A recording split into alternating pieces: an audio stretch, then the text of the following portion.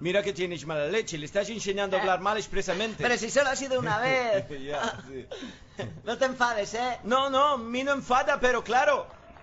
Voy a Pepe y digo, ¿cómo está mi carpito preferido? Bueno, que tú dices que eso es traducción de Hello Pep, how are you today?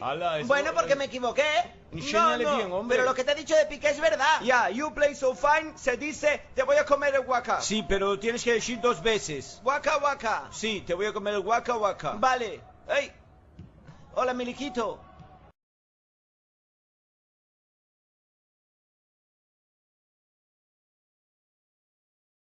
¡Teñida! ¿Pero qué dices? ¡Si es natural! A mí no me mientas. ¡Medio cochina! A mí se me ve el cartón y yo no me pongo así. El brillo de ese pelo no es normal. ¡Y que sí, que me pongo acondicionador todos los días! Pues prueba a ponerte también desodorante, que no veas. ¡Déjame!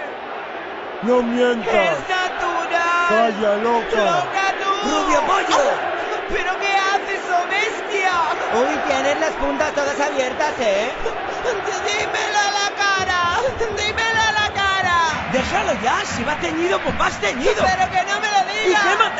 Yo llevo peluca y no pasa nada, porque me siento seguro. ¡Pero si no he hecho nada!